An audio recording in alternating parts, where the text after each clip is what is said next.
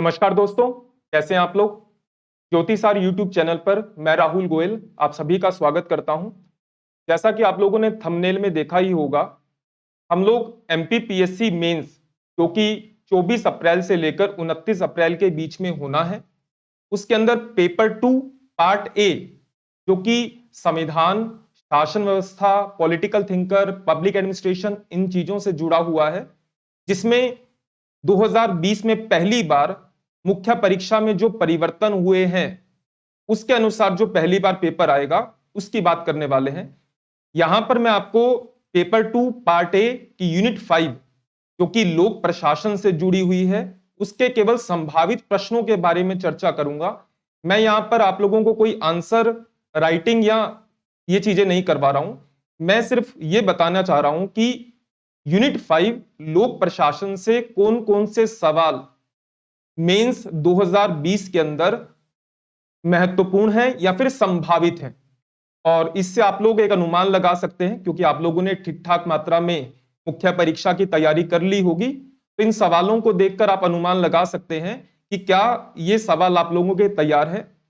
और मेरा यह मानना है कि आपको यूनिट 5 से लोक प्रशासन से जो भी सवाल आएंगे इन्हीं सवालों से प्रत्यक्ष अप्रत्यक्ष रूप से मिलेंगे। तो शुरुआत करते हैं। ये आपका सिलेबस है, इकाई 5 एडमिनिस्ट्रेशन एंड मैनेजमेंट। इसको हम लोग 5-6 भागों में बांटकर क्या क्या संभावित सवाल होते हैं उसके बारे में डिस्कस करते हैं। तो पहले बात करेंगे प्रशासन एवं प्रबंधन, अर्थ, प्रकृति एवं महत्व। इससे कौन कौन से सवाल आप लोगों को प्रिपेयर करने चाहिए, और अगर आप लोगों ने इन्हें प्रिपेयर कर लिया है तो बहुत बढ़िया। ठीक है। पहला सवाल, लोक प्रशासन का जन्मदाता किसे माना जाता है, ये आपसे 3 मार्कर में पूछा जा सकता है। लोक प्रशासन की परिभाषा या फिर 2 परिभाषाएं लिखें। यहां पर आप वुड्रो विल्सन का उल्लेख करें तो ज्यादा अच्छा रहेगा। यह भी 3 मार्कर के अंदर। लोक प्रशासन का अर्थ बताएं, यह 3 मार्कर में पूछा जा सकता है। लोक प्रशासन की प्रकृति का वर्णन करें, 5 मार्कर या फिर 3 मार्कर। हो सकता है कि केवल 3 नंबर में आए तब आप इसको 3 नंबर में लिखेगा, अगर 5 नंबर में आए तब आप उसको एक्सप्लेन कर सकते हैं, एकीकृत और प्रबंधकीय दृष्टिकोण को एक्सप्लेन कर सकते हैं। लोक प्रशासन के प्रबंधकीय दृष्टिकोण से आप क्या समझते हैं, यानी प्रकृति के अंदर जो प्रबंधकीय दृष्टिकोण है वो आपसे 3 मार्कर में पूछा जा सकता है। प्रबंध का अर्थ बताएं, 3 मार्कर। प्रबंधन के या प्रबंध के प्रमुख घटकों का उल्लेख करें, यह आपसे 3 मार्कर और 5 मार्कर में पूछा जा सकता है। इसमें आप पोस्ट कोरब के बारे में बताएंगे जो कि लूथर बुलिक ने दिया था। अगला, प्रशासकीय प्रबंधन क्या है, 3 मार्कर, यानी एडमिनिस्ट्रेटिव मैनेजमेंट क्या है, यह आपसे 3 नंबर में पूछा जा सकता है। मैं पहले बता दूं कि मैं आप लोगों को इनके आंसर्स नहीं करवा रहा हूं, मैं केवल आपको संभावित सवाल बता रहा हूं जो मेरे अनुसार आपको मुख्य परीक्षा 2020 के अंदर पूछे जा सकते हैं। तो आपकी तैयारी पर्याप्त मात्रा में हो गई होगी, तो आप इन सवालों को एक बार देख लीजिए कि हाँ क्या आपसे बन पा रहे हैं, क्योंकि एग्जाम में अगर इनमें से सवाल आता है तब आप मुझे याद करोगे कि सर ने बताया था। ठीक है, प्री के बारे में सब कोई बताता है कि प्री के अंदर हमारी टेस्ट सीरीज से इतने सवाल आए, ये चीजें मैं आपको बताना चाहता हूं कि मुख्य परीक्षा में भी एक अनुमान लगाया जा सकता है कि कौन से सवाल महत्वपूर्ण है। नेक्स्ट, प्रबंधन का महत्व बताएं, 5 मार्कर। लोक प्रशासन की परिभाषा देकर आधुनिक समाज में उसके बढ़ते हुए क्षेत्र और महत्व के कारण बताएं, अर्थात लोक प्रशासन का जो क्षेत्र है या महत्व है उसमें वृद्धि क्यों हो रही है, उसके कारण क्या है, फैक्टर्स बताने हैं आपको। अगला सवाल, लोक प्रशासन कला एवं विज्ञान दोनों है, समझाइए। या फिर इस तरीके से पूछा जा सकता है कि लोक प्रशासन कला या विज्ञान है, इसकी समीक्षा कर इसकी प्रकृति का उल्लेख करें, 5 मार्कर। क्या लोक प्रशासन विज्ञान है, समझाइए, 5 मार्कर। अगला सवाल जो कि एक कथन पर आधारित है, लोक प्रशासन में यह सभी कार्य आते हैं जिनका उद्देश्य सार्वजनिक नीति यानी लोक नीति को पूरा करना अथवा लागू करना है, व्याख्या कीजिए। अगला सवाल, यदि आज हमारी सभ्यता असफल होती है तो इसका मुख्य कारण लोक प्रशासन का क्षय या विखंडन होना रहेगा। इस संदर्भ में लोक प्रशासन के महत्व को रेखांकित कीजिए। नेक्स्ट, लोक प्रशासन आज सभ्य जीवन का रक्षक मात्र ही नहीं, वह सामाजिक न्याय तथा सामाजिक परिवर्तन का महान साधन भी है।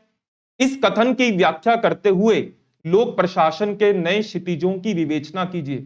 लोक प्रशासन में बहुत सारे कथन कहे गए हैं, लेकिन ये 3 कथन सबसे महत्वपूर्ण है, आपसे पूछे जा सकते हैं। इसमें से पहला कथन एल.डी. वाइट का है, दूसरा कथन डब्ल्यू.बी. डनहम का है और तीसरा कथन पंडित जवाहरलाल नेहरू का है। और इन सवालों को आप लोग प्रिपेयर कीजिएगा, मूल्यांकन कीजिएगा कि आप लोगों से ये सवाल बन पा रहे हैं या नहीं। मेरा उद्देश्य सिर्फ इतना है, आपको डराना नहीं है। मेरा उद्देश्य सिर्फ आपको ये चेक करवाना है कि क्या आपने इन सवालों को तैयार किया है, ठीक है। और अगर आपको किसी भी सवाल का उत्तर नहीं बन रहा या आपको दिक्कत हो रही है, तो डिस्क्रिप्शन में मेरा व्हाट्सएप नंबर दिया है, आप मुझसे कांटेक्ट कर सकते हैं। मैं उसका कोई चार्ज नहीं ले रहा हूं, आप मुझसे पूछ सकते हैं कि इस सवाल का उत्तर कैसे लिखना है। अगर आपसे बन रहा है तो बहुत बढ़िया है। तो लोक प्रशासन एवं प्रबंधन, अर्थ, प्रकृति और महत्व से क्या सवाल बन सकते थे वो मैंने बताए। अगला है विकसित एवं विकासशील समाजों में लोक प्रशासन की भूमिका या महत्व को बताएं। पहला सवाल 2 तरीके से पूछा जा सकता है, पूछे यही सवाल जाएंगे, मैं डायरेक्टली बोल रहा हूं, प्रत्यक्ष या अप्रत्यक्ष तरीके से यही सवाल पूछे जाएंगे। आप एग्जाम के बाद बेशक मुझसे कमेंट बॉक्स में बता सकते हैं कि कितने सवाल आपकी परीक्षा में आए या नहीं आए, ठीक है। चाहे वो प्रशंसा हो चाहे वो आलोचना हो, दोनों को स्वीकार करता हूं। एक विकासशील समाज में सामाजिक परिवर्तन तथा आर्थिक विकास की यंत्र के रूप में लोक प्रशासन की भूमिका या फिर महत्व का परीक्षण कीजिए। या फिर सीधा सवाल, विकासशील समाज में लोक प्रशासन की भूमिका या महत्व बताएं। ये आपसे 11 नंबर में पूछा जा सकता है, हालांकि 5 नंबर में भी पूछा जा सकता है, लेकिन इसकी उपयोगिता 11 नंबर की है। नेक्स्ट क्वेश्चन, वैश्वीकरण उदारीकरण के युग में लोक प्रशासन की भूमिका का उल्लेख कीजिए, 5 मार्कर। तो इस टॉपिक से केवल ये 2 सवाल। अगला, एक विषय के रूप में लोक प्रशासन का विकास, इससे 3 सवाल, बेसिकली 2 ही सवाल हैं, पूछे जा सकते हैं। पहला, राजनीति प्रशासन द्विभाजन से आप क्या समझते हैं, 3 मार्कर। लोक प्रशासन के विकास को अति संक्षेप में लिखिए, यानी 5 मार्कर में लिखिए। या फिर पूरा 11 नंबर का सवाल, एक नवीन अनुशासन के रूप में या एक नवीन विषय के रूप में लोक प्रशासन के विकास या फिर लोक प्रशासन के विकास पर एक संक्षिप्त लेख लिखें। यह भी 11 नंबर में पूछा जा सकता है। तो 2 सवाल हैं जो कि 11 नंबर में सबसे ज्यादा पूछने की संभावना है। एक, विकासशील देशों में लोक प्रशासन की भूमिका या महत्व, और दूसरा, एक विषय के रूप में लोक प्रशासन के विकास की यात्रा। अगले टॉपिक बढ़ते हैं, नवीन लोक प्रशासन, न्यू पब्लिक एडमिनिस्ट्रेशन। पहला सवाल, नवीन लोक प्रशासन से आप क्या समझते हैं और भारतीय संदर्भ में इसे समझाएं। या फिर सीधा नवीन लोक प्रशासन पर निबंध लिखें। हालांकि ये 5 मार्कर 11 मार्कर दोनों में आ सकता है, लेकिन मेरा यह मानना है कि अगर पूरी यूनिट से एक ही सवाल 11 नंबर में आना है तो वो लोक प्रशासन के महत्व, भूमिका या उसकी विकास यात्रा पर आना चाहिए। अगला, नवीन लोक प्रशासन से आप क्या समझते हैं, इसके महत्व को समझाइए। या फिर सीधा नवीन लोक प्रशासन की 4 आधारभूत विशेषताएं या नव लोक प्रशासन के लक्ष्य बताएं। 5 मार्कर, ये 3 मार्कर में भी पूछा जा सकता है। चलो बढ़ते हैं आगे। अगला, लोक प्रशासन के सिद्धांत, इंग्लिश में लिखा है प्रिंसिपल्स ऑफ पब्लिक एडमिनिस्ट्रेशन। आपसे ये लोक प्रशासन के सिद्धांत या फिर संगठन के सिद्धांत कहकर भी पूछा जा सकता है।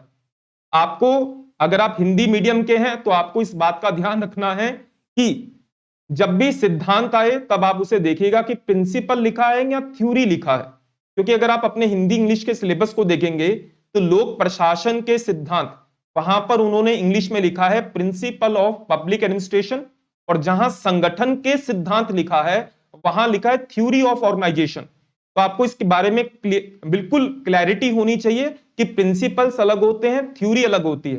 हिंदी में प्रिंसिपल और थ्योरी के लिए उन्होंने सिद्धांत शब्द का उपयोग किया है। तो लोक प्रशासन के सिद्धांत, ये सीधा सवाल आ सकता है कि लोक प्रशासन के सिद्धांतों का वर्णन कीजिए, यानी describe the principles of public administration. यहां पर आप कोई भी 5 सिद्धांतों का उल्लेख कर सकते हैं। पद सोपान कर सकते हैं, प्राधिकार उत्तरदायित्व कर सकते हैं, आदेश की एकता कर सकते हैं, नियंत्रण का क्षेत्र कर सकते हैं, समन्वय कर सकते हैं, परिवीक्षण कर सकते हैं, या जो भी आपका मन करे। अब बढ़ते हैं आगे। अवधारणाएं, अवधारणाएं यानी कंसेप्ट। इन्होंने दिया है शक्ति, सत्ता, प्राधिकार, उत्तरदायित्व, प्रत्यायोजन, पद सोपान, नियंत्रण का क्षेत्र, आदेश की एकता। इन सबको लोक प्रशासन या संगठन के सिद्धांत भी कहा जाता है। तो जो हमने पहला सवाल किया था ना, लोक प्रशासन के सिद्धांत बताएं, यानी प्रिंसिपल्स ऑफ पब्लिक एडमिनिस्ट्रेशन या प्रिंसिपल ऑफ ऑर्गेनाइजेशन, तो यही उल्लेख करने होते हैं। इससे क्या क्या सवाल आ सकते हैं? पहला सवाल पूछा जा सकता है कि सत्ता से क्या आशय है? सत्ता का मतलब अथॉरिटी, पावर नहीं। शक्ति और सत्ता में क्या संबंध है, यानी पावर और अथॉरिटी में क्या रिलेशन है? या फिर इस तरीके से पूछा जा सकता है कि प्राधिकार और शक्ति के मध्य कोई दो अंतर बताएं। तीसरा, मैक्स वेबर के द्वारा प्राधिकार के प्रकार बताएं, 3 मार्कर। प्राधिकार और उत्तरदायित्व में क्या संबंध है, 5 मार्कर। प्रत्यायोजन का अर्थ बताएं, इसके गुण व दोषों की समीक्षा करें। हो सकता है कि 3 मार्कर में केवल प्रत्यायोजन का अर्थ पूछे, हो सकता है कि 5 मार्कर में प्रत्यायोजन के गुण पूछ ले या दोष पूछ लिए, तो यह किसी भी तरीके से पूछा जा सकता है। अगला 5 मार्कर, प्रत्यायोजन का महत्व बताएं, या फिर भारत जैसे लोकतांत्रिक देश में या भारतीय प्रशासन में प्रत्यायोजन का महत्व बताएं, 5 मार्कर। प्रत्यायोजन की बाधाएं और उसे दूर करने के उपाय, ये 5 मार्कर या फिर 11 नंबर में पूछा जा सकता है। अगला, पद सोपान से आप क्या समझते हैं, इसके गुण और दोष। फिर से वही 3 मार्कर में केवल पद सोपान या पद सोपान के गुण या पद सोपान के दोष 5 मार्कर में पूछा जा सकता है। गैंग प्लैंक, ये आपसे पूछा जा सकता है, जो हेनरी फ्योल ने बताया था पद सोपान की समस्या का निवारण के लिए। अगला, नियंत्रण के विस्तार से आप क्या समझते हैं, प्रशासन में इसका महत्व बताएं। हो सकता है कि केवल स्पैन ऑफ कंट्रोल आपसे 3 मार्कर में पूछे, अगर एक साथ पूछा जाता है तो महत्व पूछा जाएगा। नेक्स्ट क्वेश्चन, नियंत्रण के क्षेत्र को प्रभावित करने वाले 4 कारक लिखें। ये 5 नंबर में भी बन सकता है, लेकिन मेरा यह मानना है कि 3 मार्कर बनेगा, क्योंकि 3 सवाल 3 नंबर के, 2 सवाल 5 का, एक 11 का, तो 3 नंबर के सवाल में पूछा जा सकता है। और आखिरी सवाल इससे, ध्यान का दायरा, स्पैन ऑफ अटेंशन, जो कि ग्रेकुनास ने दिया था, यह आपसे 3 मार्कर में पूछा जाएगा। अब बढ़ते हैं अगले की ओर, संगठन के सिद्धांत। यहां पर सिद्धांत का अंग्रेजी अनुवाद आपके सिलेबस में दिया है, थ्योरी ऑफ ऑर्गेनाइजेशन, जिसके अंदर हम लोग शास्त्रीय विचारधारा, वैज्ञानिक प्रबंधन विचारधारा, नौकरशाही विचारधारा, व्यवहारवादी विचारधारा, इन सब के बारे में पढ़ते हैं। तो इनसे क्या सवाल आ सकते हैं? पहले सीधा पूछ सकता है, संगठन के प्रमुख सिद्धांतों को समझाइए, जैसा कि आपके सिलेबस में लिखा है एज इट इज 5 मार्कर में। इसमें आप पद सोपान इन चीजों के बारे में नहीं बताएंगे। अगर आपसे थ्योरी ऑफ ऑर्गेनाइजेशन पूछा जाता है तो आप वैज्ञानिक प्रबंधन विचारधारा, शास्त्रीय विचारधारा, मानव संबंध विचारधारा, व्यवहारवादी विचारधारा, इसके बारे में 2-2 लाइन में लिखेंगे। 4P को समझाइए, जो कि लूथर गुलिक का सिद्धांत है, 4P। वैज्ञानिक प्रबंधन क्या है, what is scientific management, 3 marker. Taylor के वैज्ञानिक प्रबंधन के सिद्धांत की विवेचना कीजिए, 5 मार्कर। हेनरी फ्योल के द्वारा प्रबंध के 5 कार्यों का उल्लेख करें। या फिर लोक प्रशासन में व्यवहारवादी दृष्टिकोण से आप क्या समझते हैं, व्यवहारवादी लेखकों ने लोक प्रशासन में क्या योगदान दिया, जिसके अंदर आप क्रिस साइग्रिस के बारे में बता सकते हैं, रेंसिस लिकट के बारे में बता सकते हैं, चेस्टर बर्नार्ड, हर्बर्ट साइमन और चेस्टर बर्नार्ड के बारे में जरूर बताना है, क्योंकि उन्हें प्रमुख व्यवहारवादी माना जाता है। इसके अलावा 5 नंबर में प्रशासन की नवशास्त्रीय विचारधारा की मुख्य मान्यताओं की विवेचना कीजिए। तो ये वाले सवाल आपके अवधारणाएं से पूछे जा सकते हैं, अवधारणा बोल रहा हूं, संगठन के सिद्धांत, थ्योरी ऑफ ऑर्गेनाइजेशन से पूछे जा सकते हैं। तो आप कंफ्यूज मत होइएगा, प्रिंसिपल अलग है, थ्योरी अलग है। हिंदी में पेपर दे रहे हैं तो इंग्लिश का अनुवाद जरूर देखिएगा कि प्रिंसिपल लिखा है या थ्योरी लिखा है। अगला, लोक प्रबंधन के नवीन आयाम और परिवर्तन का प्रबंधन। इससे 3-4 सवाल हैं। पहला, नवीन लोक प्रबंधन, नवीन लोक प्रशासन नहीं है, एनपीएम, न्यू पब्लिक मैनेजमेंट, इसका अर्थ और विशेषताएं बताएं। परिवर्तन का प्रबंधन से क्या आशय है, या फिर प्रबंधन का दर्शन का वर्णन कीजिए, 3 मार्कर या फिर 5 मार्कर।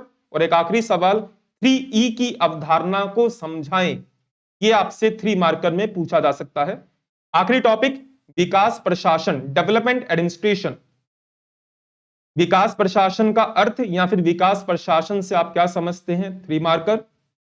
विकास प्रशासन की अवधारणा पर, कंसेप्ट ऑफ डेवलपमेंट एडमिनिस्ट्रेशन पर प्रकाश डालिए। भारत जैसे लोक कल्याणकारी राज्य में विकास प्रशासन की उपयोगिता, महत्व, प्रासंगिकता इस तरीके से पूछा जा सकता है।